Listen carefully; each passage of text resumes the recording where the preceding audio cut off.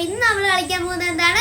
Story telling challenge. അപ്പൊ നമ്മൾ ആദ്യം സ്റ്റോറി തുടങ്ങാൻ പോകുന്നത് ആരാണെന്നുള്ളത് നമുക്ക് നറുക്കെടുത്ത് തീരുമാനിക്കാം. ആരെടുക്കും?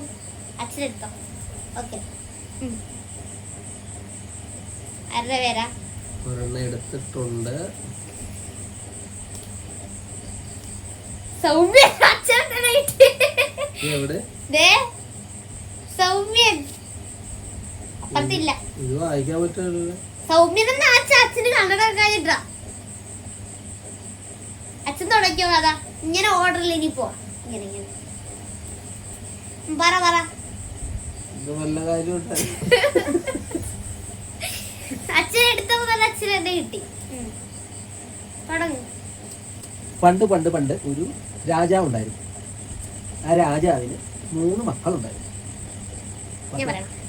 ആ 3 മക്കളുടെ പേര് സിന്ധു, സൗമ്യൻ, ദേവു എന്നായിരുന്നു. അവരവിടെ ആ രാജ്യത്ത് വളരെ സന്തോഷമായിട്ട് അങ്ങനെ ജീവിച്ചു വരികയായിരുന്നു.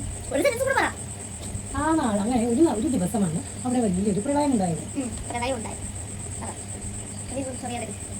പ്രളയത്തിൽ വെള്ളം വന്നപ്പോഴേക്കും വാഴക്കൊലയും ചക്കയും മാങ്ങയും തേങ്ങയൊക്കെ ഒഴുകി വന്നു പെറുക്കാൻ വേണ്ടി 3 പേരും കൂടി വെള്ളത്തിലേക്ക് ഇറങ്ങി.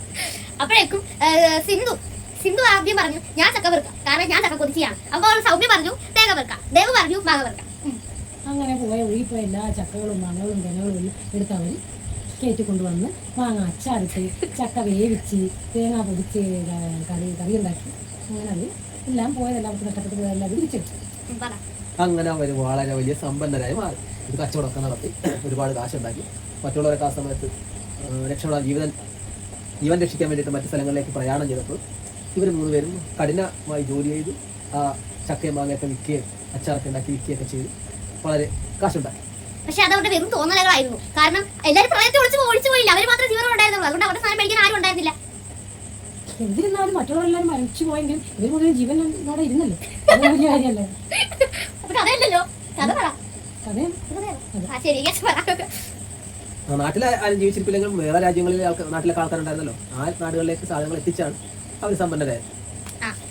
അങ്ങനെ അവർ ഒരിക്കൽ 3 പേരും കൂടെ ഇങ്ങനെ പണക്കാരായല്ലോ. അപ്പൊ അവര് ഒരു കാർ മേടിക്കാന്ന് വിചാരിച്ചു. അപ്പൊ പണ്ടത്തെ കാലത്ത് മറ്റേ വണ്ടിയൊക്കെ ഇല്ലേ, എന്താണ് രഥം, അതൊക്കെ അവർ മേടിക്കാന്ന് വിചാരിച്ചു.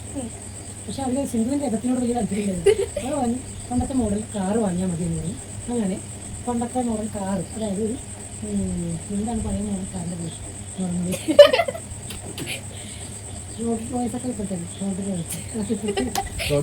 പണ്ടത്തെ കാറുണ്ടല്ലോ, അംബാസിഡർ സാധാ പാവപ്പെട്ടവന്റെ വണ്ടി എന്ന് പറയുന്നത് അംബാസിഡർ വണ്ടി അവർ വാങ്ങിച്ചു.